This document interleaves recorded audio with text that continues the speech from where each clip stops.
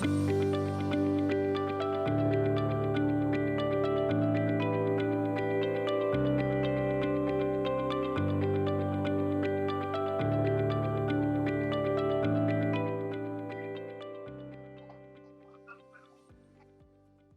tardes para todos, un saludo muy especial, bienvenidos a un nuevo capítulo de nuestro programa Juntos lo hacemos posible. Recordemos que hemos venido hablando de los derechos económicos, sociales, culturales y ambientales. Hoy nos convoca un derecho muy importante y más en estos tiempos, como es el derecho a la salud. Recordemos que nuestra Constitución Nacional habla de un goce al grado máximo de salud.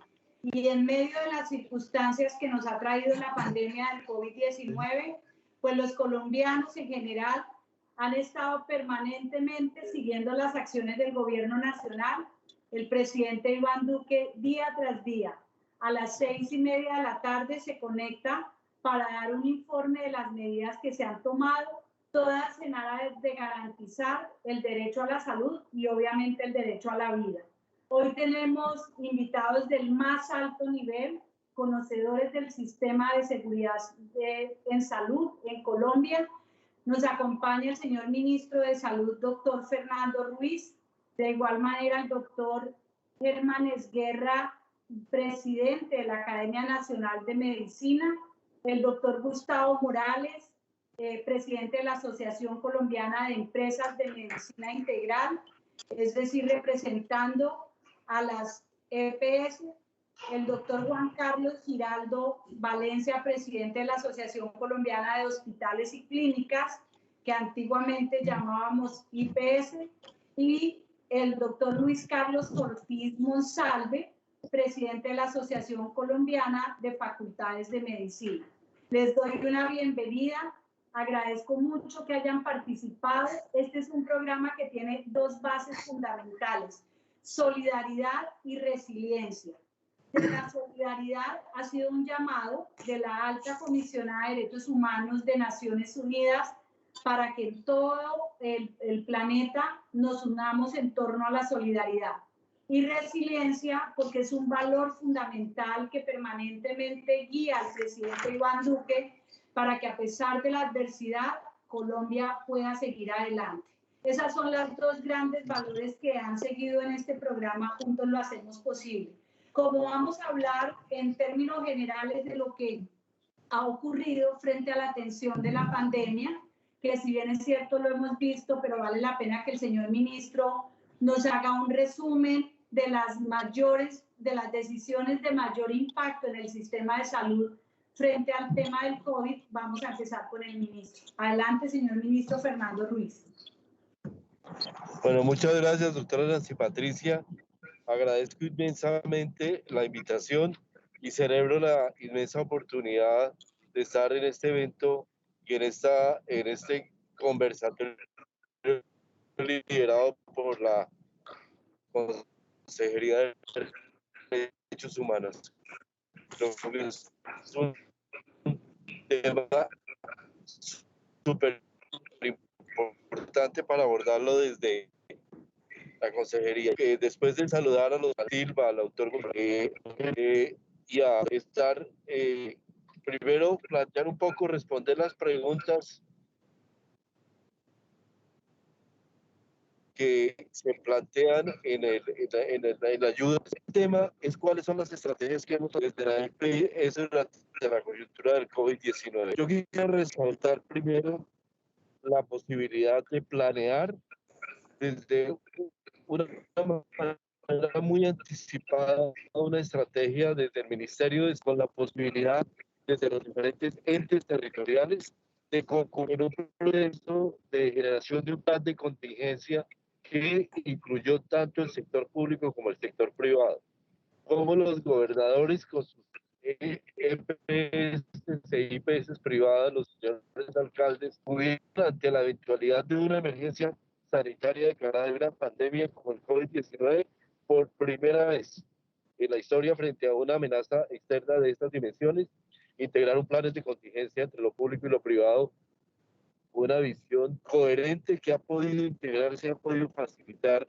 toda la implementación del plan diseñado por el Ministerio de Salud y Protección Social. Haber podido expandir nuestra capacidad desde, desde 5.436 camas de cuidado intensivo a cerca de 11.000 que tenemos en la actualidad, no hubiera sido posible si no se hubiera contado indudablemente con la capacidad y la posibilidad de integrar tanto el sector gobierno nacional como los gobiernos territoriales y locales. Segundo, la concurrencia de los diferentes agentes del sector. Creo que esto ha sido fundamental, poder integrar las acciones de EPS e IPS con las tremendas dificultades que tiene un sistema de naturaleza fragmentada en acciones en algunas ciudades temas tan estrictos como la toma de control de las unidades de cuidado intensivo por parte de los centros regulares y el poder hacer esto de una manera organizada con el concurso de los diferentes agentes. Desde las EPS yo resaltaría especialmente la capacidad de abordar funciones de salud pública, acciones de salud pública, que aun cuando no era el foco de la atención de las EPS, sí está dentro de sus obligaciones mantenerlas y hacer labores de vigilancia dentro de lo que es su función de gestión de riesgo en salud. Porque la gestión de riesgo en salud no es solamente la gestión de las enfermedades crónicas, sino incluye también las enfermedades transmisibles. Y desde las IPS resaltaría tremendamente la capacidad de respuesta de los IPS, especialmente las de alta complejidad y mediana complejidad, para responder a la PIRP. Pasar de un modelo estándar de 7, 10 unidades de cuidado por intensivista a expandirse casi al doble y a veces más del doble, ha requerido un esfuerzo técnico indudable del sistema de prestadores de servicios de salud en el país, y eso se ha podido lograr gracias a la capacidad y a la capacidad gerencial y a la capacidad, a la calidad intrínseca en nuestro sistema de prestación. Yo creo que eso ha sido fundamental para poder lograr esa capacidad. Tercero, el poder recentrar el sistema alrededor del COVID y alrededor del paciente del COVID, que creo que es un elemento aquí sustancial en lo que sería la resiliencia. En un sistema generalmente acostumbrado a dar prestaciones, empezar a pensar en la integralidad, en la posibilidad de adaptarse a prestar servicios ambulatorios, a prestar servicios de telemedicina, una expansión que no habíamos logrado durante los 10 años anteriores, pero que de una manera obligados por las circunstancias tuvimos que abordar y tuvimos que lograr de manera integral. Igualmente todo el crecimiento en la capacidad de diagnóstico de laboratorio, que no solamente fue de los laboratorios públicos, que realmente, si uno lo mira, un año atrás estaban en una situación de abandono casi en su mayoría, a lo que vemos hoy con laboratorios públicos, laboratorios de salud pública muy remozados en la mayor parte de los departamentos del país, pero también con un crecimiento muy grande de la capacidad de respuesta desde las EPS y desde los entes territoriales y desde las propias universidades en un ámbito eminentemente colaborativo. Yo creo que la posibilidad que hemos tenido en Colombia de tener diagnóstico con las obvias dificultades, con los problemas que he tenido de demanda que enfrentar, ha sido supremamente importante. Pero también, por último, la capacidad de nuestro talento humano para abordar el sistema en una pandemia de esta naturaleza. Yo creo que este es un tema que lo menciono de último, pero probablemente sea el más importante en la medida que una de las grandes incógnitas que teníamos frente a la pandemia era la capacidad de los profesionales colombianos, de los médicos que trabajan en cuidado intensivo, de todos los servicios de enfermería y todos los trabajadores de la salud para responder a una pandemia de esta naturaleza, que obviamente y adicionalmente incluyó ese factor humano del temor o el miedo de enfrentar una pandemia como esta que evidentemente nos ha afectado absolutamente a todos, pero que especialmente impacta sobre los trabajadores de la salud. Allí los procesos de capacitación y de entrenamiento que ha debido hacerse han sido absolutamente importantes para poder abordar esta pandemia. Yo creo que nos encontramos ante un sistema que ha pedido, que ha podido reestructurarse, que ha mostrado sus grandes fortalezas, pero también obviamente las debilidades que van asociadas también a la fragmentación propia del sistema. Yo creo que los retos que tenemos ahora tienen que ver con, en el post-COVID, cómo abordar un sistema que tenga la capacidad de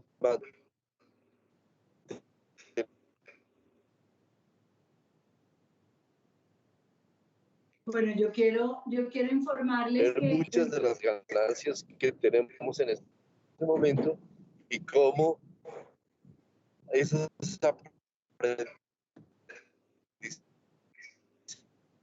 ministro, tal vez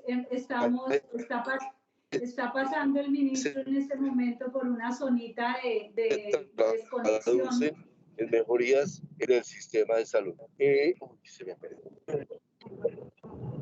Yo quiero comentarles a ustedes, pues, a quienes nos acompañan en la ¿Están conversación, escuchando? ministro, les quiero comentar y quiero agradecer porque el ministro viene haciendo un esfuerzo a pesar ¿Están escuchando? de su desplazamiento, de estar conectado con nosotros en este importante conversatorio sobre el derecho a la salud desde la Consejería Presidencial de Derechos Humanos y Asuntos Internacionales. Hemos enfocado en el tema de los derechos económicos, sociales y culturales y ambientales. El ministro va en un desplazamiento, sin embargo, ha hecho un esfuerzo para mantenerse conectado, pero mientras retomamos al ministro, quisiera que el doctor Esguerra, presidente de la Academia Nacional de Medicina, a quien le veneramos con todo el respeto por su experiencia, conocimiento, nos dé el criterio sobre los comentarios que ha hecho el ministro frente a las decisiones del gobierno nacional en torno a las medidas del COVID. Doctor Esguerra. ¿Aló? El micrófono. ¿Me escuchan? Ministro. ¿Ya? El doctor Esguerra, va a hablar el doctor Esguerra con el micrófono, doctor Esguerra. Listo. Yo dejo a Gerson Bermón para que continúe todo lo que tiene que ver con el tema. Creo que los temas importantes ya los abordé y el doctor Gerson, gerente COVID, podrá continuar. Yo estaré atento. Ministro, si se nos va a desconectar antes de salir, denos un panorama final de lo que usted considera son los retos que siguen para el sistema luego de toda esta situación extraordinaria de la pandemia. Muy bien, doctora Nancy Patricia. ¿Cuáles son los retos que yo considero importantes? Primero, reenfatizar y recoger todas las ganancias en lo que tiene que ver con la atención primaria y la atención ambulatoria. Toda la estrategia de prevención que tuvimos que desplegar debe recapitularse y debe integrarse al sistema a través de modelos de atención que realmente enfaticen desde la prevención y romper esa desconexión que tenemos entre todo el hospitalario y con todo el esquema de prevención. Me parece que es un esquema fundamental. Segundo, las ganancias que hemos tenido en temas de generación de sistemas de información deben traducirse en una mejoría en aspectos como la interoperabilidad y la capacidad de generar datos en tiempo real para el sistema de salud. Creo que eso es fundamental con los procesos leyes que tenemos aprobadas por el Congreso, como la historia clínica electrónica y otros procesos como los que tienen que ver con la factura electrónica.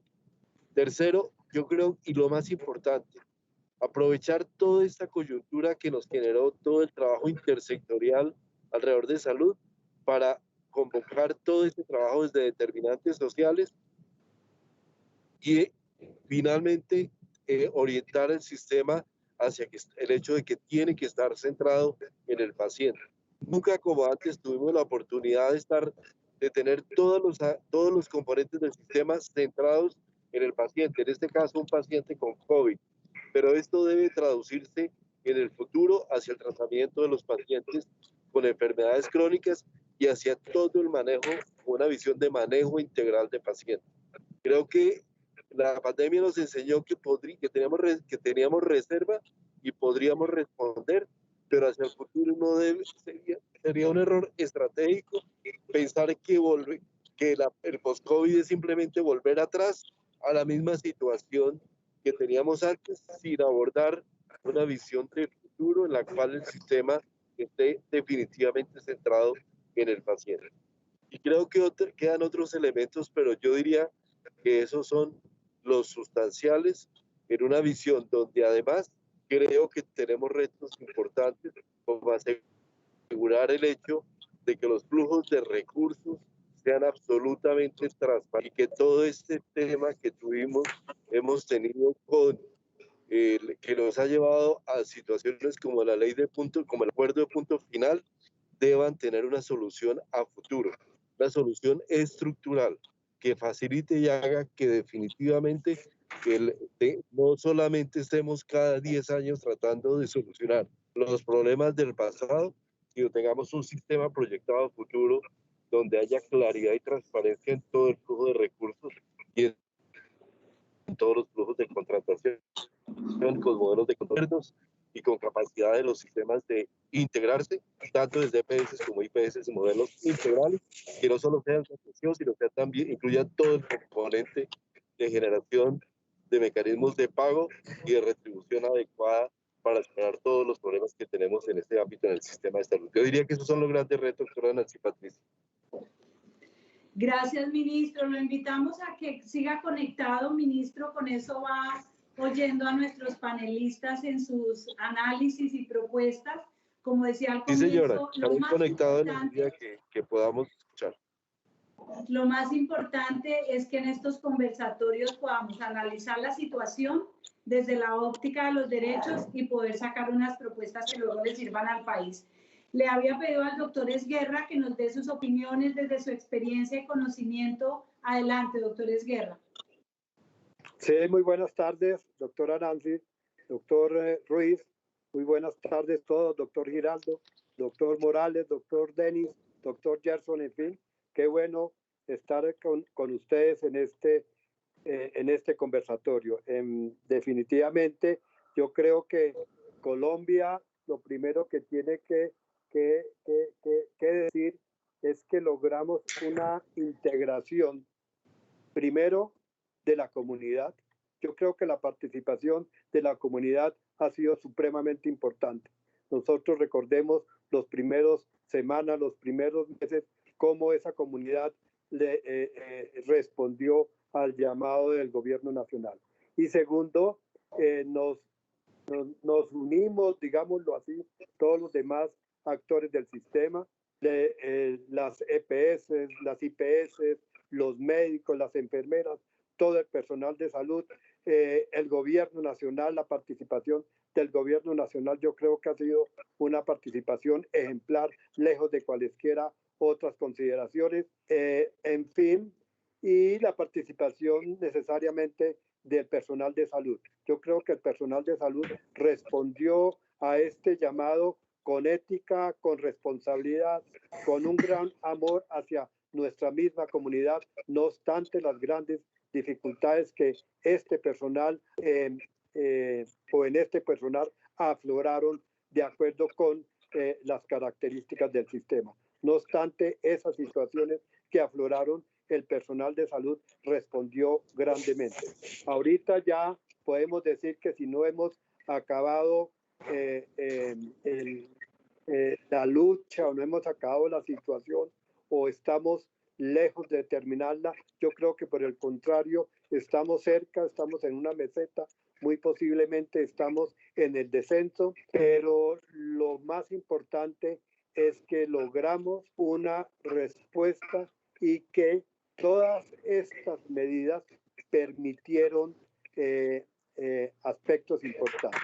Es decir, que esa llamada al aislamiento, nos estábamos enfrentando ante una enfermedad de la cual no conocíamos su fisiopatología. Sabíamos que era una enfermedad muy contagiante y de poca mortalidad, pero que se desconocía su tratamiento, se desconocían toda una serie de hechos desde el punto de vista médico y desde el punto de vista epidemiológico.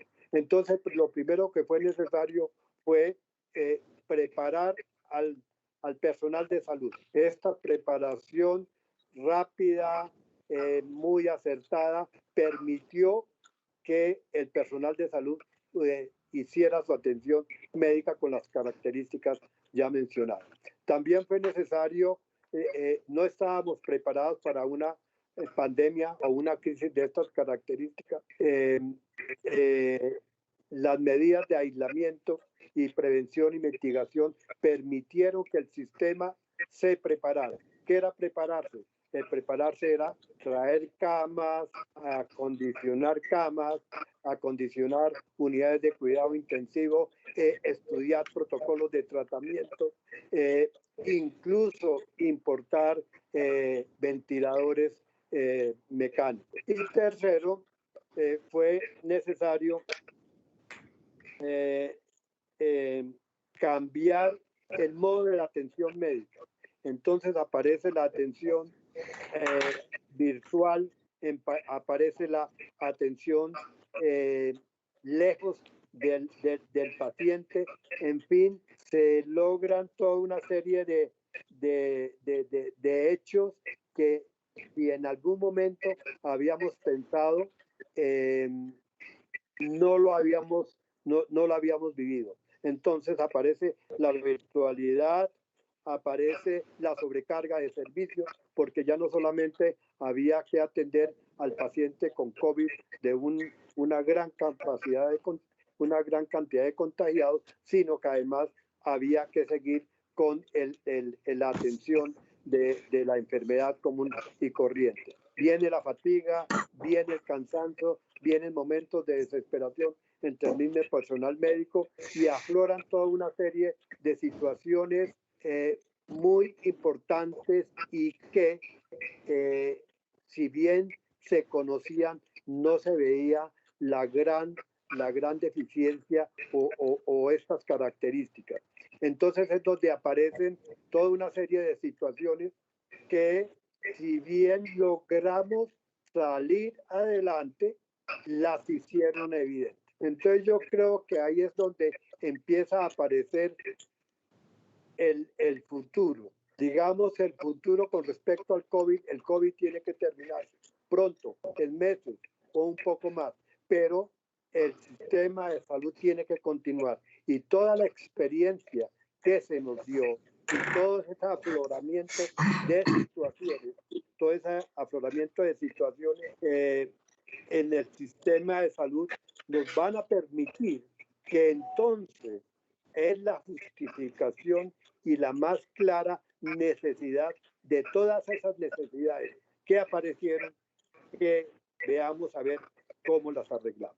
Yo creo que algún tiempo, hace unos 3, 4 años, invité al doctor Morales, invité en ese momento al doctor Arias, invité a muchos participantes de la comunidad, en donde Colombia tiene que hacer un pacto social para arreglar su sistema de salud. Y que es fundamental y que es importantísimo implementar la ley estatutaria. Nosotros con la ley estatutaria accedemos al derecho fundamental de la salud.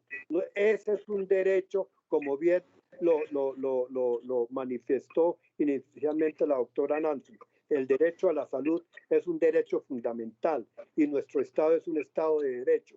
Y de ahí que nosotros tenemos que definir, de acuerdo con la ley estatutaria, la implementación de esa ley. Decir hasta dónde va el derecho a la salud, cómo va a ser la autonomía médica, cómo va a ser la autorregulación, cómo va a ser el estatuto de personal de los trabajadores de la salud, cómo va a ser la sostenibilidad financiera del sistema de salud, cómo va a ser la política farmacéutica que nuestro sistema tiene que afrontar en una forma importante, cómo va a ser el sistema de información, como bien lo mencionó el doctor Ruiz, con respecto a la historia clínica, cómo se van a manejar los determinantes sociales y que se tiene que contribuir en que los hechos de la salud no son meramente de salud, sino que hay toda una serie de aspectos sociales que tienen que arreglarse para que esta determinancia social se mitigue. Tenemos que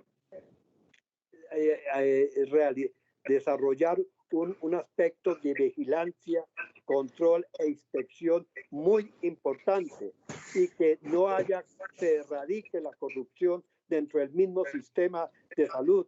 Tenemos que ver los indicadores de calidad, tenemos que ver los indicadores de oportunidad, tenemos que realmente, no obstante el buen momento que logramos con el manejo del COVID, tenemos que volver a la realidad. Y la realidad es que nuestro sistema de salud tiene muchas deficiencias y que todos, a través de un pacto social, tenemos que implementar la ley estatutaria.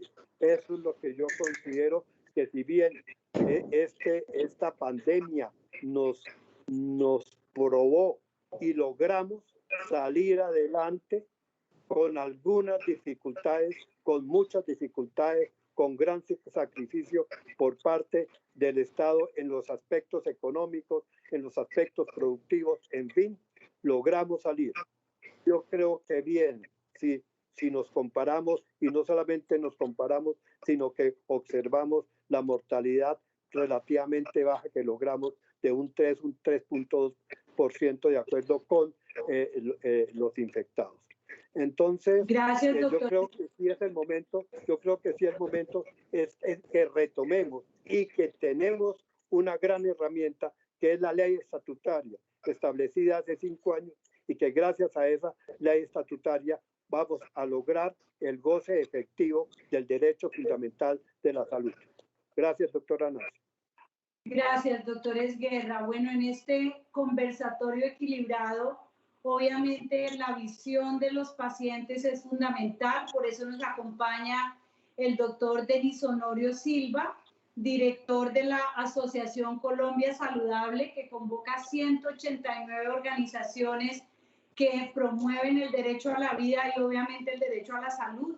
Sus opiniones en el sentido de la atención del sistema en el tema del COVID-19, porque en la segunda parte, después de que hayan participado todos, vamos a mirar lo que sigue. Ya el ministro decía algunas propuestas y el doctor Esguerra habla del proyecto de ley estatutaria. Por lo pronto, doctor Denis, muy importante conocer la visión de los pacientes frente a la crisis que se derivó del COVID y a la atención que se ha dado en una coordinación entre el Ministerio de Salud y las entidades territoriales.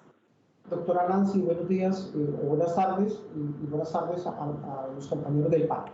Creo que este evento encaja perfectamente hoy. Doctora Nancy, usted sabe que hoy es el Día Mundial de la Seguridad del Paciente, entonces creo que eligió la fecha ideal para este evento. Frente a la primera pregunta, nosotros en primera instancia queremos resaltar algunas cosas. Uno, el trabajo del Ministerio de Salud en cabeza del señor ministro. Creo que difícilmente mejor otra persona no lo pudo hacer.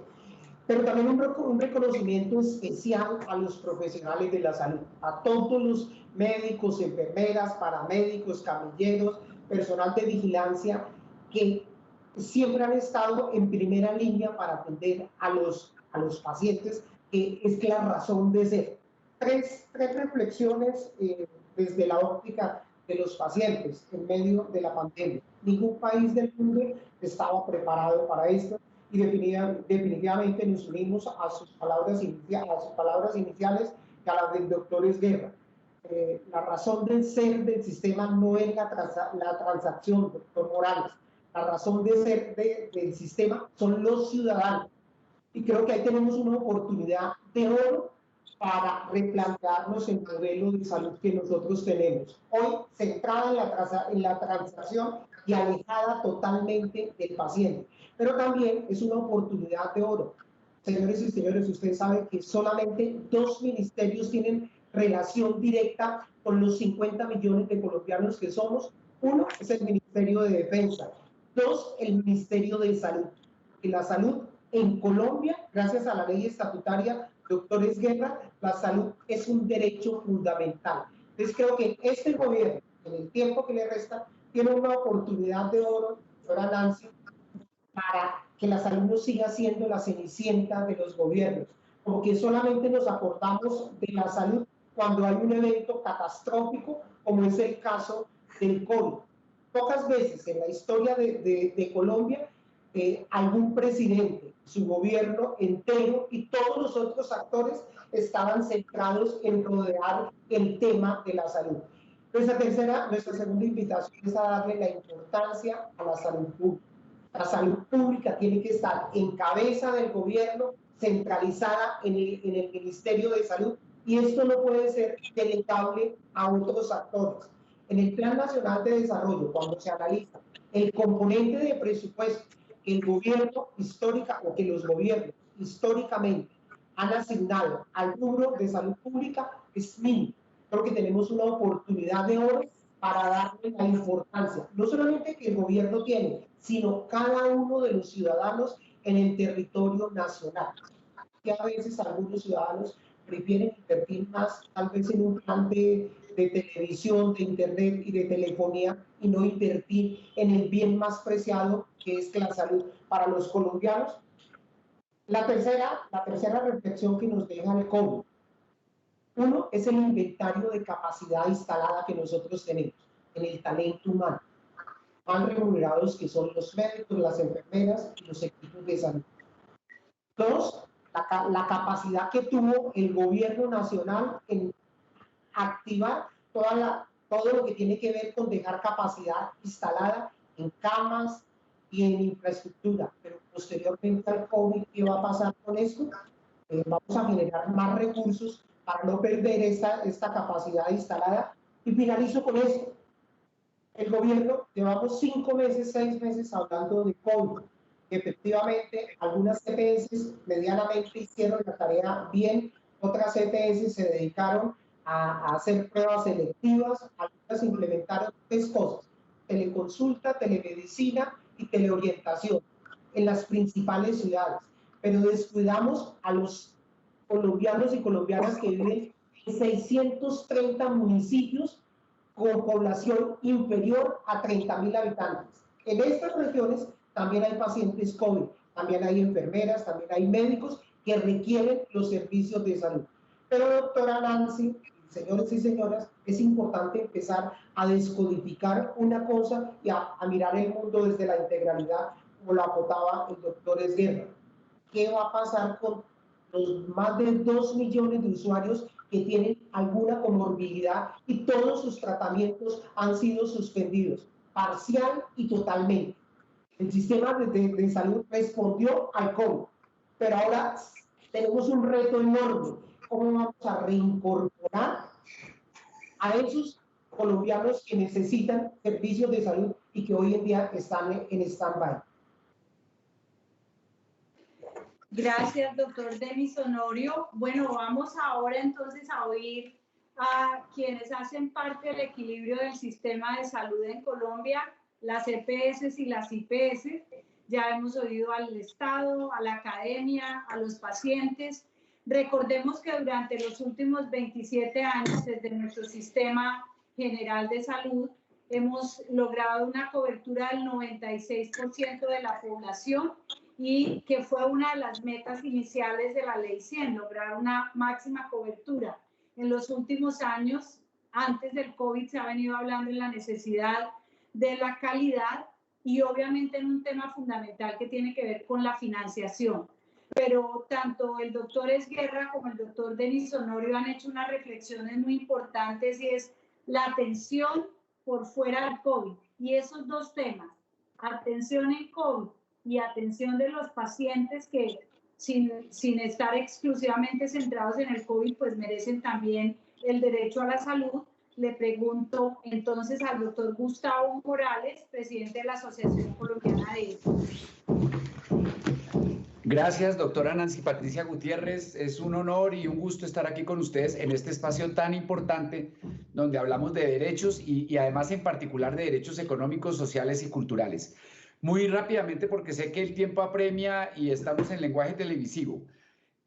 A una primera pregunta que se nos formuló: ¿cuál es si se cumplió o no el propósito de garantizar la operatividad de la prestación de servicios de salud durante la coyuntura ocasionada por el COVID? Mi respuesta es que en términos generales sí, y de muy buena manera, gracias a lo que aquí han resaltado varios de los participantes, empezando por el ministro, siguiendo por el doctor Esguerra y el doctor Denis. En un sistema de salud bastante fragmentado, logramos articularnos con desafíos enormes. No era claro al principio cuál era el rol de cada actor, por ejemplo, en los temas de salud pública. El ministro lo mencionó. No era del todo nítido cuál era el rol, por ejemplo, de las EPS en eso, y sin embargo, un poco haciendo caso omiso de las normas vigentes, nos pusimos todos a trabajar, nos arremangamos la camisa y logramos hacer cosas que aquí se han destacado. Pero también quiero destacar en este punto lo que tuvo que hacer el sistema para atender a una población confinada. Y eso, doctora Nancy Patricia, aceleró la transformación que gradualmente venía sucediendo en Colombia y en otros países del mundo hacia unas mayores capacidades en atender a las personas para protegerlas desde su casa. Por eso incrementamos en porcentajes realmente inconcebibles hace unos meses el tema de telemedicina, el tema de atención domiciliaria, el tema de entrega de medicamentos a domicilio, sobre todo, repito, para las poblaciones vulnerables. Dicho eso, ahora el llamado, y sé que por ejemplo el doctor Giraldo va a estar de acuerdo con eso, es que se puede perfectamente volver a las clínicas y a los hospitales, se puede volver a la consulta médica.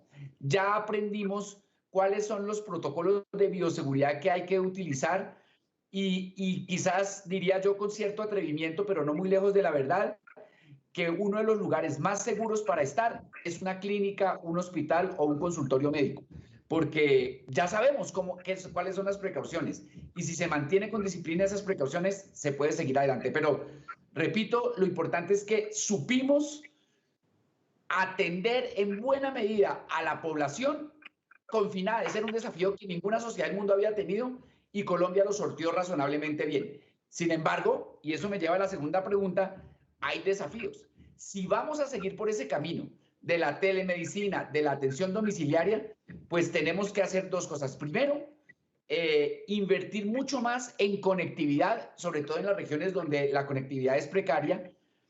Y dos, y esto es un lugar común, pero es un lugar común totalmente cierto, doctora Nancy Patricia, definitivamente el camino es la atención primaria, la prevención y la promoción.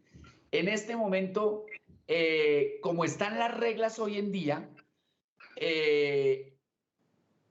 se destinan 25.000 pesos por persona al año a promoción y prevención.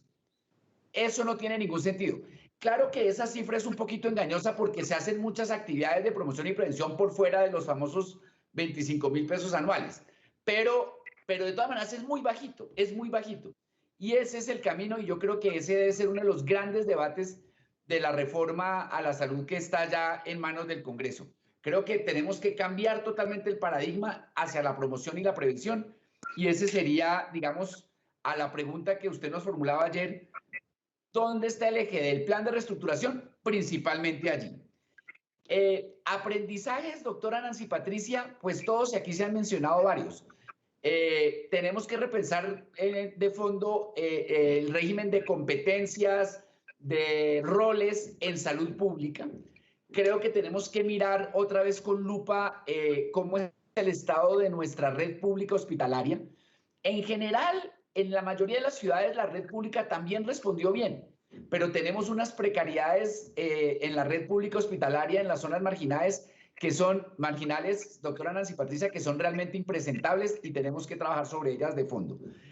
En resumen, y con esto termino, somos muchos actores, hay una gran fragmentación, pero al final del camino logramos conversar, logramos enfrentar los desafíos y creo que esos canales de conversación y de articulación deben preservarse al futuro para mejorar aún más la garantía del derecho social fundamental a la salud. Gracias por la invitación, doctora Nancy Patricia.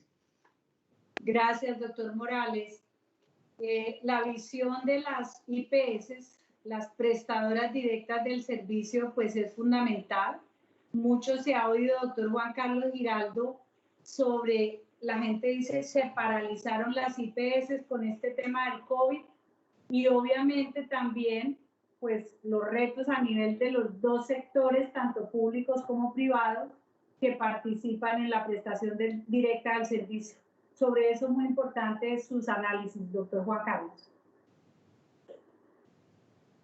El micrófono. Gracias. Ahí sí. Sí, señor. Muy bien.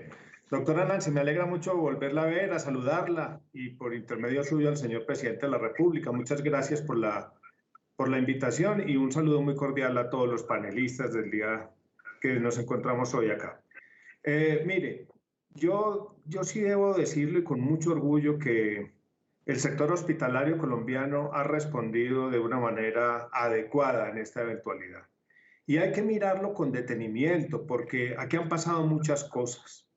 Lo primero es que hay que decir, cuando se declara la alerta, lo primero que se hizo fue meternos de cuerpo entero como hospitales y clínicas en una fase de expansión interna de los servicios. ¿Y eso qué tiene? ¿Y eso qué tiene por dentro? Actualizar al personal, educarlo, generar conocimiento sobre el COVID, hacer separación de las áreas al interior de los hospitales, incrementar el talento humano en salud, modificar las labores del personal, reforzamiento de infraestructura, dotación, tecnología, elementos de protección personal y reprogramación de intervenciones. ¿Para qué? Todo eso se hizo para poder liberar una capacidad existente dentro de las instituciones para preparar la casa frente a esa enorme eventualidad que es la pandemia. ¿Cuál fue el resultado de esa primera fase, doctora Nancy? Nosotros logramos liberar el 51% de la capacidad instalada del país para poder decirle al país, aquí está una destinación de una infraestructura para poder atender a esa oleada creciente de pacientes que venían. Eso se dio, esa primera fase, por allá desde el mes de marzo hasta más o menos podemos decir el principio de junio. Después llega una fase de expansión externa espectacular y digo espectacular porque es impresionante el crecimiento que se ha tenido, sobre todo cuando uno cuenta unidades como las unidades de cuidado intensivo, donde pasamos de tener cerca de 5.300, después 6.000 al principio del mes de junio, hasta las más de 10.000 que tenemos en la actualidad. Eso se hizo rápidamente. Fue una expansión que nos permitió a nosotros, con lo que ya habíamos liberado, más lo que aporta el gobierno nacional, de decirle a la ciudadanía, tranquilos que a pesar del crecimiento tremendo de la casuística, nosotros vamos respondiendo y aquí estamos coordinados adecuadamente para responder. Y después, una tercera fase que no ha sido muy visible, doctora Nancy, tiene que ver con una nueva o una última fase de expansión interna, porque cuando varias ciudades se fueron acercando a una utilización del 90-95% de todo lo que ya se había dispuesto, empezamos nosotros a volver a liberar áreas al interior, utilizar otros estándares, que generar nuevas infraestructuras para poder decirle a la gente, en la alerta, en la crisis, en la emergencia y en el desastre, ustedes cuentan con un sector hospitalario que está respondiendo. Afortunadamente no hemos llegado a esa fase de desastre, pero hasta el momento ha habido una buena respuesta. ¿Yo qué destaco de todo esto? Aquí hubo comunicación, lineamientos claros. El sector hospitalario acató unas órdenes, tomó decisiones inmediatas y acciones concretas y lo hizo al unísono, tanto lo público como lo privado. Debo destacar que el gobierno nacional, las sociedades científicas, las entidades territoriales, los hospitales, las clínicas pudimos hacer un trabajo coordinado. Con otros agentes no fue tan fácil, pero hubo por lo menos algunos acercamientos. Y destaco un par de cosas adicionales. Las decisiones fueron basadas en el conocimiento científico y técnico. Y eso nos ha llevado a tomar actuaciones responsables con resultados favorables para la población. Y debo destacar otro asunto, el talento humano en salud nuestro. Destaco lo comprometido, lo abnegado y también cómo se ha podido hacer una administración inteligente y coordinada. Al final del día, entonces, yo debo decir, afortunadamente estuvo este sector hospitalario y pudimos desplegar todas estas acciones. Afortunadamente hubo una conversación con entidades territoriales y con gobierno para poder tener una buena coordinación. Afortunadamente las decisiones han sido basadas hasta el momento en lo científico y lo técnico. Yo pararía ahí diciéndole, hemos respondido. No sé si, pues pararía ahí si tengo una oportunidad de intervenir posteriormente con la otra pregunta, pero Pero yo diría, hasta el momento, esto es lo que nosotros hemos respondido. ¿Qué tal que no hubiéramos estado? Y le dejo un abrebocas para la pregunta siguiente, que es lo que tiene que ver con los cambios y las propuestas. Está todo el mundo hablando de la nueva normalidad. Yo lo que sí le debo decir a esta plenaria es lo siguiente. La nueva normalidad, y hablando del sector salud, la nueva normalidad no puede ser igual a la vieja anormalidad. Tenemos que aprender de lo que ha sucedido con COVID. Y ese es un gran aprendizaje para el diseño de todo lo que tiene que ver con el funcionamiento del sistema de aquí para adelante. Yo pararía ahí, doctora Nancy, si tengo la oportunidad de hablar, o si no, tendría que darle ahora mismo un par de conclusiones. No sé si usted me permite hablar. Vamos a tener la posibilidad de la segunda ronda. Muy bien. Les pido ser breves en esta segunda respuesta frente al análisis, porque efectivamente pues ya los temas se han venido tocando, tanto la situación COVID como los desafíos que tenemos para el futuro. Agradezco al doctor Gerson Belmont, quien está en representación del ministro, que como digo, pues iba conectado por carretera, pero se ha conectado al doctor Gerson, gerente del COVID, que además conoce perfectamente la realidad y en la coordinación y enlace que se ha tenido con las entidades territoriales para la atención. Pero, doctor Gerson, como lo decía el doctor Denis Honorio, representante de los pacientes, hay una tarea que vale la pena que usted explique al país. Los 2 millones de pacientes que han requerido atención no COVID, ¿cómo ha sido la atención de esos pacientes y el desafío frente a ellos? Bueno, mil gracias, mi doctora Nancy Patricia. Nuevamente un saludo a todos los panelistas y a todos los que nos están escuchando. Precisamente, y recogiendo las grandes enseñanzas que nos ha dejado esta epidemia y las grandes oportunidades que hemos tenido para poder demostrar que un sistema se puede replantear y se puede renovar en tiempo corto cuando todos los actores nos ponemos de acuerdo y cuando todos tenemos la voluntad precisamente para asumir los retos ante un factor que no conocíamos. Eso precisamente es resiliencia y creo que fue lo que logramos efectivamente en el sistema. Como lo han dicho absolutamente todos, aquí hay que reconocer con fallas, por supuesto, porque de eso aprenderemos y las iremos evaluando para mejorar, pero aquí todos los actores, gobernadores, alcaldes, por supuesto las EPS, por supuesto la academia, las asociaciones científicas, el ciudadano como centro fue fundamental en la disciplina que tuvieron para adherirse a las normas y a los lineamientos que se establecieron.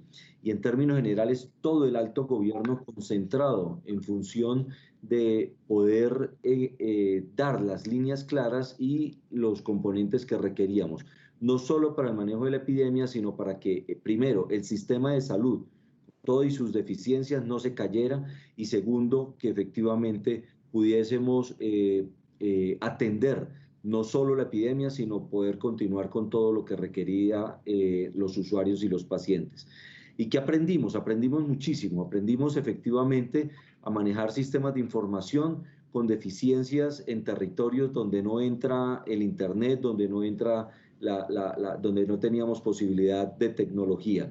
Ver y observar hospitales de baja complejidad con teléfono, con las pocas horas de internet, conectándose y efectivamente poder encontrando con sus EPS una red de prestación de servicios que logró hacer una atención integral en todas las necesidades, con los temores del principio, pero con los aprendizajes que se hicieron en protocolos de bioseguridad, como lo dice el doctor Morales, desde el hospital de baja complejidad hasta el de alta complejidad. Hoy son sitios seguros, hoy son sitios que aprendieron a atender a los usuarios, pero aprendieron a conectarse y a poder lograr esas más de 40 millones de atenciones que se hicieron por alguno de los medios alternativos que se encontraron y no todos presenciales. Yo creo que esta gran oportunidad que nos dio la epidemia, y aquí no pueden haber sino aprendizajes de que el país debe aprovechar esto que aprendimos, como lo dijo el doctor Juan Carlos, la nueva normalidad en salud no puede ser de ninguna manera volver a los viejos deficiencias que teníamos, sino que lo bueno que logramos encontrar de un sistema que logró responder, de un sistema que se logró adaptar, pero que nos genera una inmensa tarea de poder fortalecer los sistemas de comunicación, la telemedicina, la historia clínica unificada y la capacitación que logramos obtener de todo el talento humano para que en un periodo de 6 meses pudieran reacomodar todos sus aprendizajes en función de la epidemia, poderlos volcar hacia el resto de necesidades que tenemos en el sistema de salud para las otras comorbilidades, para las otras enfermedades. Yo no veo sino oportunidades. Si continuamos de aquí a mañana, nos traza el camino efectivamente de lo que tenemos que hacer en el sistema, en el marco del fortalecimiento del talento humano, de las capacidades instaladas y poder encontrar un sistema mucho más centrado, como lo dijo el ministro, en el usuario, en el ciudadano, y que efectivamente logremos la articulación y la integralidad de esa atención en el ciudadano. Nunca el país ha estado más sensibilizado desde el presidente de la República. Absolutamente todos los ministros, viceministros y todo el sector, todo el Estado, nunca ha estado más sensibilizado en la salud pública y nunca ha estado más sensibilizado hacia la atención primaria, no visto solo desde lo hospitalario, sino hacia la atención primaria, visto en todas las acciones que tenemos que hacer para prevenir y lograr el bienestar de cada sector. Escuchar un ministerio de transporte hablando de protocolos, un ministerio de cultura hablando de protocolos, a todos los sectores, a todas las industrias, a todas las empresas, hablando de bioseguridad, que es netamente salud pública, nunca vamos a encontrar otra oportunidad en el país para dejar en el ADN de toda la institucionalidad que podamos encontrar verdaderamente la promoción de la salud, la prevención de la enfermedad, de las acciones de atención primaria para lograr tener una comunidad más saludable. Creo que esto nos va a dejar muchísimas enseñanzas y muchísimas oportunidades para mejorar el sistema de salud. Gracias, doctor Gerson. Muy importante lo que se ha hablado frente a la atención en salud a los pacientes. Por eso, insisto, dice el doctor Denis Honorio, ojo con los pacientes con comorbilidades que tienen una atención que se requiere permanentemente. Ahora habla el señor ministro y también el doctor Gerson en la necesidad de hacer énfasis en el tema de prevención y de promoción. Los pacientes, para que no lleguen a esas comorbilidades, requieren esa atención de promoción. ¿Cómo la ven ustedes desde los organismos que luchan por el derecho a la vida y a la salud, doctor Denis? Doctora Nancy, difícilmente nosotros podemos decir que en Colombia se hace promoción, prevención. Colombia es un país que está acostumbrado a atender la enfermedad.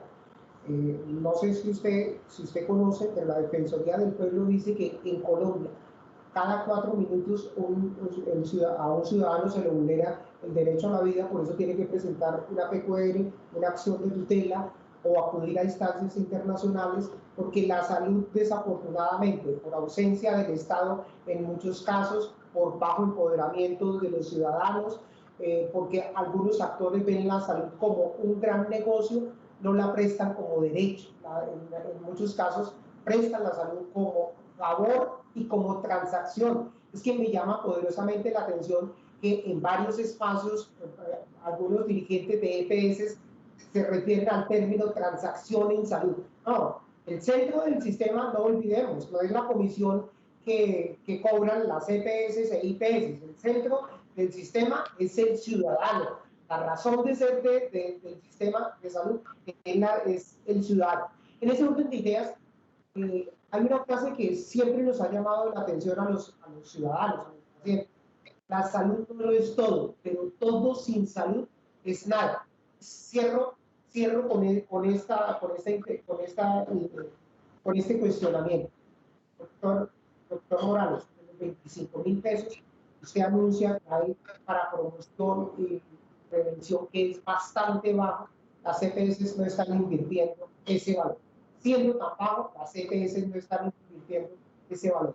También el presupuesto del gobierno nacional aporta para la salud es bastante deficiente, porque la salud siempre ha sido para los gobiernos la cenicienta, la que utilizamos cuando les conviene. Me celebro la invitación del doctor Gerson. Definitivamente, doctor Gerson, aquí tenemos experiencias para contar, experiencias para implementar y retos enormes, no solamente del gobierno, sino desde el ciudadano de a pie. Todos tenemos que aportar para reconstruir un sistema centrado en la educación. Gracias, doctor Denis Honorio. El doctor Esguerra hace un momento insistía en la necesidad de la reforma de ley estatutaria, la última reforma de una discusión amplia en el 2011, tal vez ya 9 años.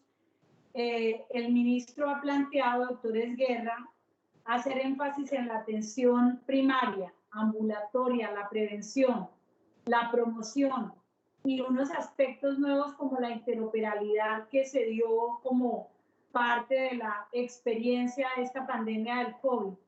Realmente, doctor Esguerra, ¿cuáles son los pilares a la luz de la academia frente a las reformas que deben abocarse ya vivida esta experiencia, y a sabiendas de que hay una normalidad, como han dicho ustedes, que no va a permitir venir con los errores de atrás? El micrófono, doctor Esguerra.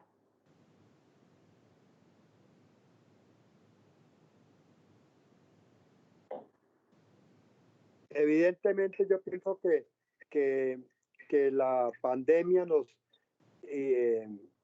deja muchas enseñanzas, pero yo creo que lo más importante es que nos pudimos poner de acuerdo. Yo me acuerdo hace unos años, pues de buen tiempo atrás, cada actor del sistema tiraba para su lado. Las EPS tiran para su lado, las IPS para su lado, los médicos para su lado, el gobierno para su lado, cada quien para su lado.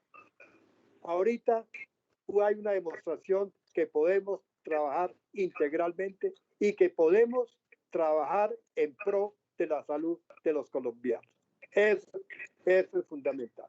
Segundo, nosotros estamos acostumbrados a trabajar en salud de acuerdo con la carga de la enfermedad. Nosotros no trabajamos en pro de la promoción y prevención. Para trabajar nosotros la promoción y prevención tenemos que empezar a cambiar la educación médica. Tenemos que aprender a trabajar a que al médico general hay que volverle su papel en la comunidad como actor no solamente de la enfermedad, sino como actor en la promoción y prevención. Tenemos que encargarnos de que la educación médica le dé al médico un poder resolutivo para desde temprano poder trabajar en lo que es promoción y prevención. Es que eso es lo que hay que empezar a dar. Pero no podemos descuidar porque los efectos de la promoción y la prevención se ven a largo tiempo. Tenemos que continuar con trabajar sobre la carga de la enfermedad y adicionarle desde muy temprano, empezando con los médicos nuevos, con los médicos que están estudiando, a enseñarles qué es promoción, qué es prevención, qué es poder resolutivo, qué es actuar en la comunidad y no dejar que las cosas sigan como son. Entonces yo pienso que tuvimos una gran enseñanza. Podemos unirnos, podemos todos jalar para el mismo lado. Segundo, somos conscientes de la necesidad de la promoción y la prevención y trabajar en esos aspectos y educar a la comunidad y educar a los médicos nuevos en ese sentido. Y tercero, tenemos una herramienta muy importante. ¿Cuál es? La ley estatutaria. La ley estatutaria permite el goce efectivo de la enfermedad como usted lo enunciaba inicialmente como un derecho fundamental. Y si todos participamos en esa implementación, no jalando cada quien para su lado, sino todos hacia el mismo, en el mismo sentido, como lo pudimos demostrar ahorita, que sí lo podemos hacer y sí lo podemos lograr. Yo creo que esa implementación de la ley estatutaria puede realmente llegar a ser útil y llegar a implementarse y llegar a utilizarse. Gracias, doctor Esguerra. Bueno, no puedo dejar de hablar de un tema que es el acuerdo de punto final de un lado y de otro el tema de las tutelas. Frente al acuerdo de punto final, muy importante que nos pueda decir el doctor Gustavo Morales y también el doctor Juan Carlos Giraldo rápidamente cuál es la dificultad que ustedes como EPS e IPS encuentran para que la ley de punto final o el acuerdo de punto final, que ha sido una bandera del presidente Iván Duque, que quedó en el Plan Nacional de Desarrollo y que el ministro ha estado supremamente comprometido a sacarla adelante. Pero de una manera muy rápida me interesa ver esa visión frente al tema de punto final y luego vamos a hablar de las tutelas. Doctor Gustavo. Gracias, doctora Nancy Patricia. Rápidamente, punto final. Ese es un proceso muy complejo que satisface la promesa que hizo el señor presidente Duque en campaña de que el Estado se ponga al día con las deudas que tiene para con el sistema a través de una compleja operación de crédito público. Y a su vez, para que el Estado pueda ponerse al día, es necesario que los actores privados del sistema le vuelvan a presentar a las autoridades las facturas y las constancias de los servicios, muchos de los cuales datan de hace 10, 8 años atrás, con lo cual la cosa se complica aún más porque se combina lo digital con lo físico. O sea, lo primero que quiero señalar es que es un tema supremamente complejo, pero se está cumpliendo la promesa del señor presidente. Todas las autoridades, el ministerio, la superintendencia, el ADRES, están trabajando en el tema. Nosotros desde ASEMI, doctora Gutiérrez, la semana pasada le presentamos al señor presidente una carta ratificando el compromiso de las EPS afiliadas a ASEMI con el objetivo de que el acuerdo de punto final salga avante. Tuvimos una reunión con el señor ministro la semana pasada, reunión que permitió desatar unos procesos decisorios y administrativos que a mi juicio pueden describirse como que desatan cuellos de botella o nudos que quizás estaban dificultando que este proceso avanzara. Ayer tuvimos otra reunión con la señora viceministra de Protección Social, la doctora María Andrea Godoy, y estoy en capacidad de afirmar que se han ido desatando los nudos que hasta hace unos días estaban, digamos, haciendo más lento el proceso de acuerdo de punto final, y creo que muy pronto vamos a poder afirmar que el proceso ha sido un éxito. No es que haya sido un fracaso hasta ahora, lo que pasa es que va más lento de lo deseable, pero con ese destaponamiento de esos corchos, de esos nudos, que tienen que ver con temas muy complejos de prescripciones judiciales, de facturas, de valores, de tablas de valores o tablas de referencia, etcétera, se están desatando los nudos y creo que la cosa va bien. Yo quiero aquí agradecerle y felicitar al gobierno, a las autoridades por la forma tan diligente como han escuchado los planteamientos de ASEMI para que eso salga adelante. En cuanto a las tutelas, doctora Nancy Patricia, sí. Pero déjeme, doctor Gustavo, y hacemos una segunda rondita con tema de tutelas, pero muy importante que el doctor Juan Carlos Giraldo también nos dé la visión sobre la aplicación del acuerdo de punto final en razón pues a la cantidad de empresas de servicio social del Estado y también a las IPS privadas que encuentran una dificultad en eso del cuadre de cuentas con las EPS. Díganos, doctor Giraldo, ¿cuál es la dificultad que ustedes ven?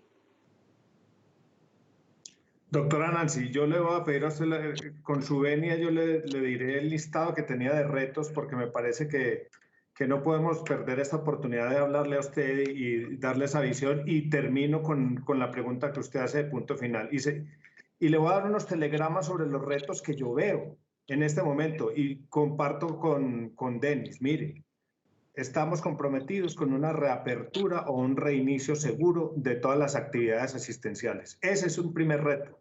Uno segundo, tenemos que ser conscientes que hay una cantidad de patologías represadas, enfermedades crónicas, enfermedades mentales, enfermedades que no han sido atendidas porque hemos tenido que estar concentrados en COVID.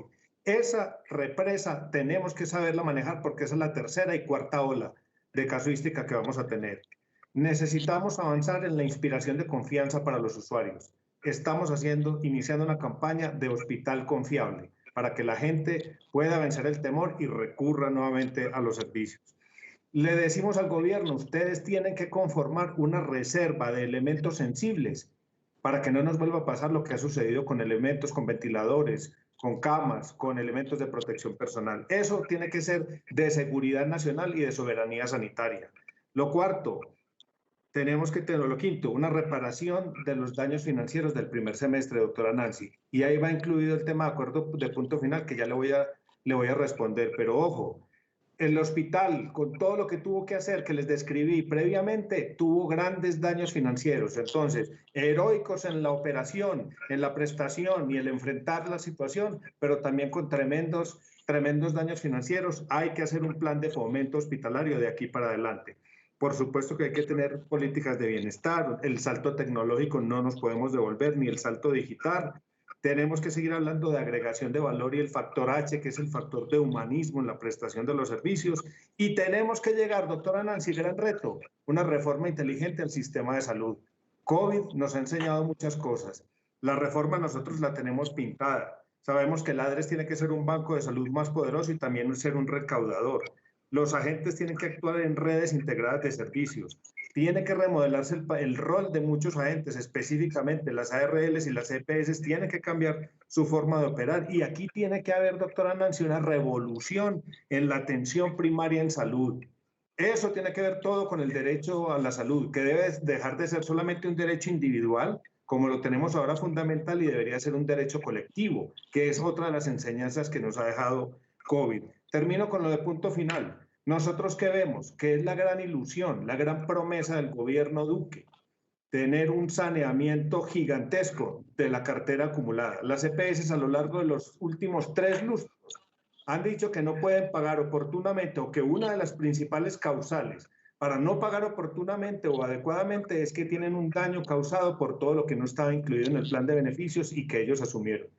Me llama mucho la atención que este gobierno coge ese toro por los cuernos, diseña el acuerdo de punto final, les cuenta cuál es la metodología, les dice cómo se va a pagar, cuáles son los alcances y limitaciones, y hoy, 26 meses después, todavía están diciendo que no entienden unas metodologías, que hay unas cosas que están en duda, que esto es muy complejo. Por supuesto que es complejo porque es un macro proceso. Son 6.7 billones. Le voy a decir, doctora Nancy, hoy deberíamos ir en régimen contributivo con una ejecución de más de 3 billones de pesos y solamente hay una presentación de cuentas de 220.000. Eso es menos del 5%. Entonces, ahí ese es un tema que ustedes como gobierno, y yo le pido que le transmita eso y se lo escribimos al presidente de la República, esto hay que destrabarlo. Esto no puede depender de la voluntad de un agente. Porque al final del día esto no es decir que estamos comprometidos. Como todo en la vida, obras son amores. Y en este caso, las obras es la presentación de las cuentas.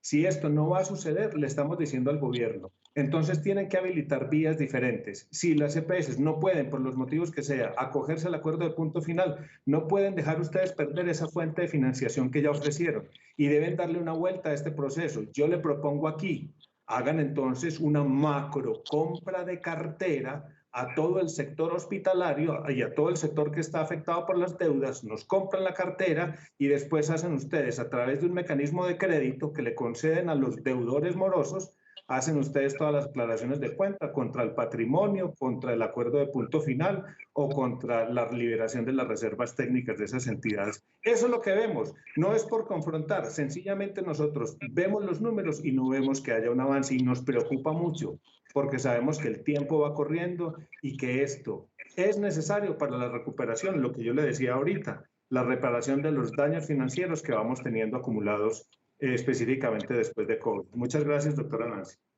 Gracias, doctor Giraldo. Bueno, me voy a extender un poquito más. Ya pedí aquí que nos den un espacio adicional porque nos falta concluir este tema de punto final y el tema de tutelas. Al doctor Gerson le pregunto, o sea, ya sabemos claramente compromiso del presidente Iván Duque, el saneamiento de las finanzas del sector de la salud, incluido en plan de desarrollo, ratificado en medio de la emergencia económica, social y ambiental que se dio por el COVID.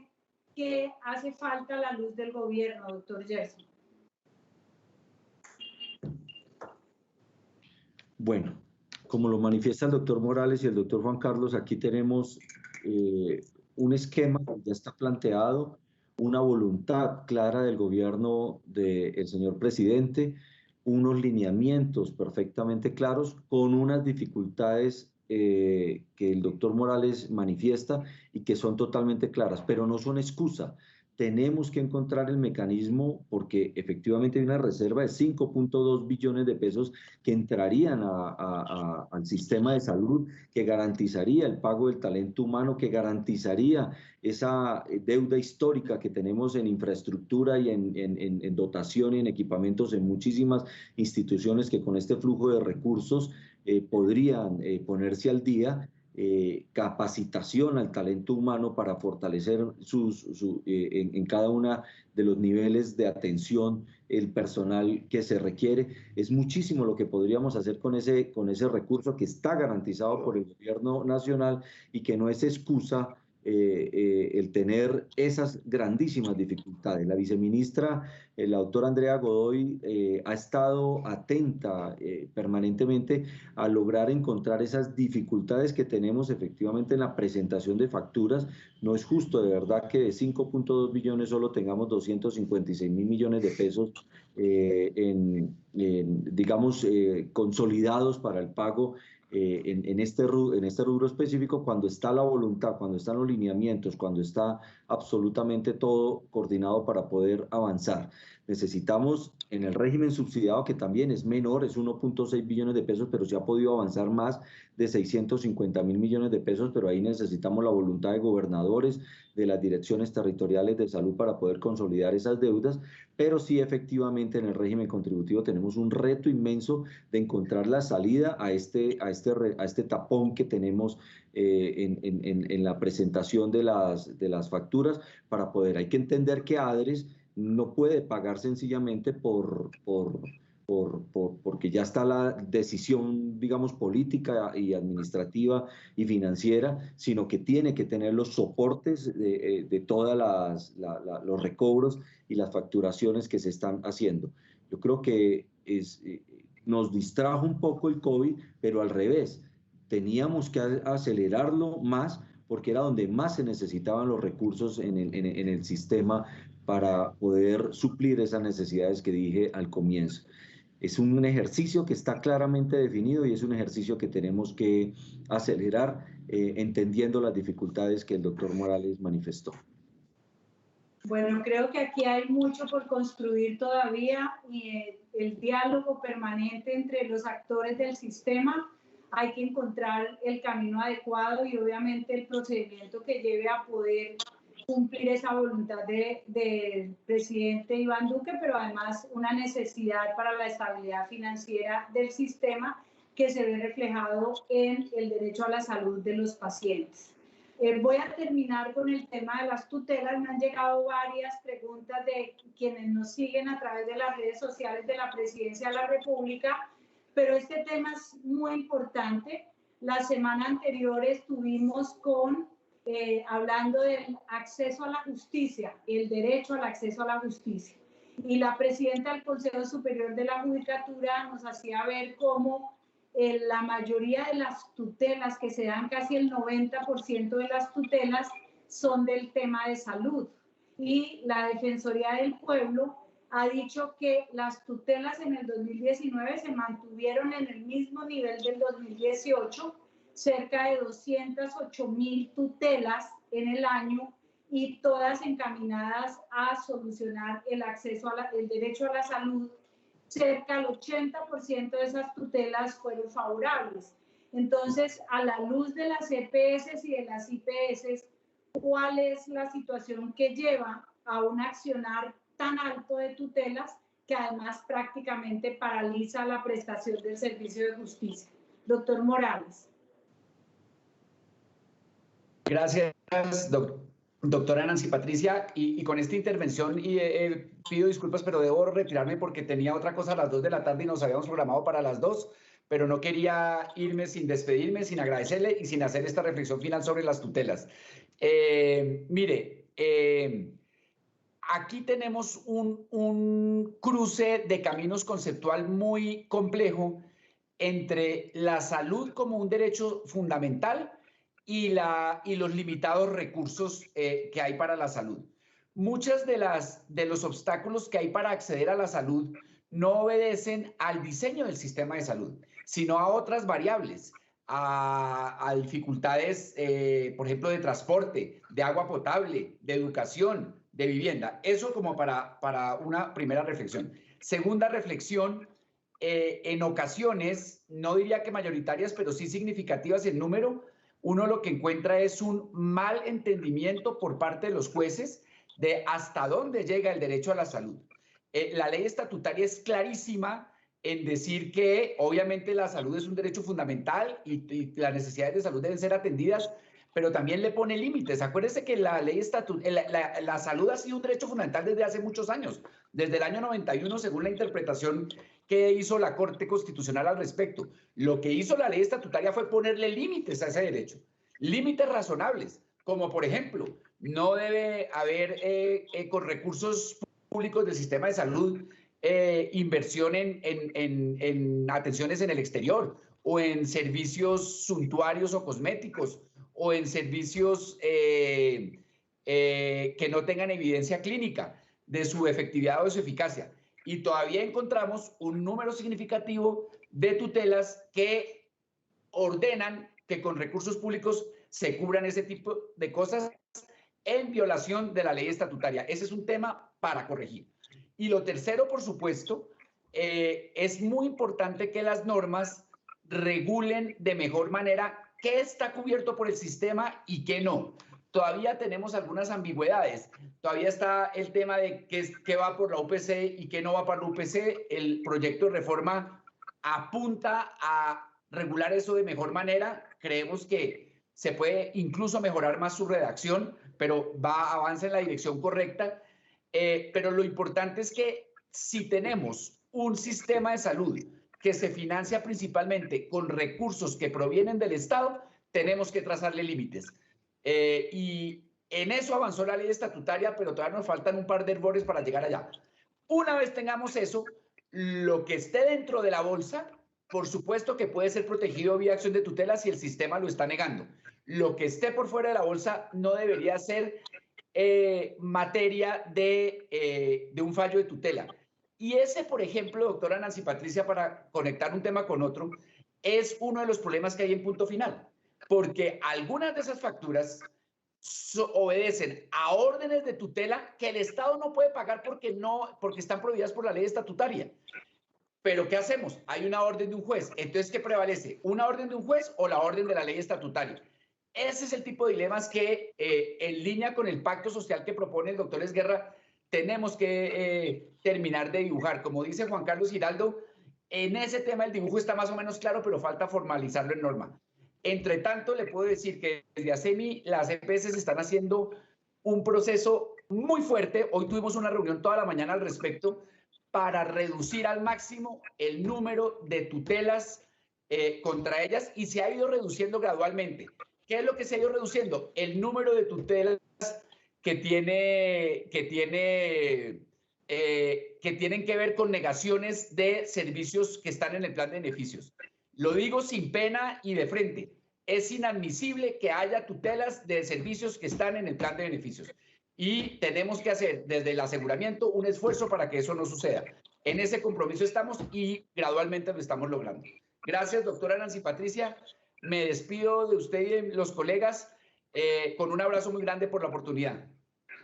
Gracias, doctor Morales. Vamos a cerrar preguntándole al doctor Esguerra, además de las propuestas del ministro, del doctor Giraldo, también los comentarios que se han dado, Doctor Esguerra, una recomendación grande para lo que nos sigue de desafíos y de retos al sector de la salud.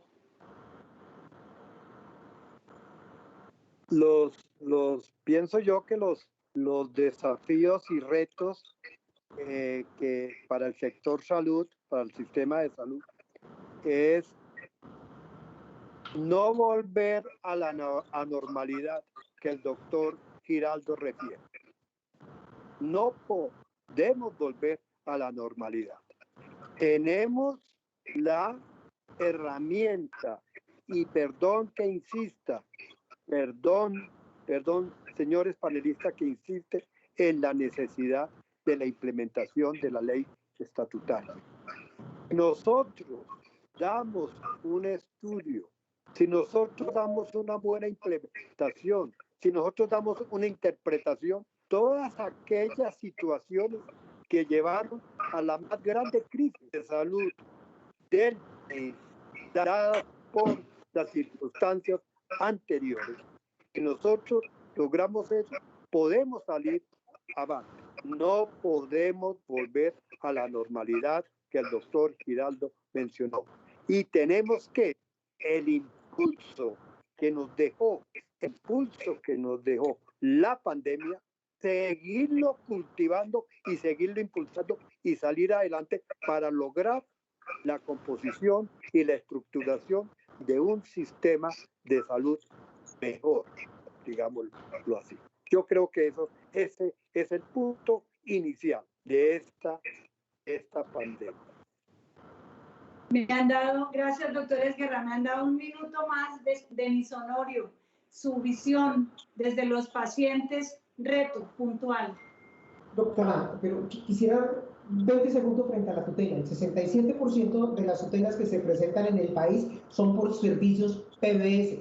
Lástima que el doctor Morales se fue, pero PBS que estamos pagando anticipadamente. El 30% son servicios PBS que a partir del mes de marzo se están cancelando anticipadamente. El 3% son abusos. Creo que las EPS tienen una responsabilidad y una deuda social. Los retos, yo creo que los retos son los mismos que el señor presidente nos prometió en campaña y que ha venido anunciando.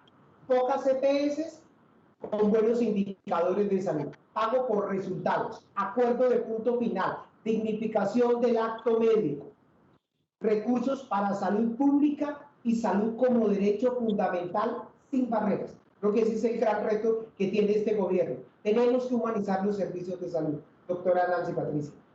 Gracias. Ya el doctor Giraldo nos dio también sus iniciativas frente a los desafíos y creo que el doctor Gerson ha tomado atenta nota. Como les dije, nosotros vamos a entregar unas memorias con estas propuestas. Les agradezco muchísimo su participación en el debate sobre el derecho a la salud y los esperamos la próxima semana en las últimas reflexiones sobre los derechos económicos, sociales, culturales y ambientales. Feliz día para todos. Mil gracias a quienes nos siguieron.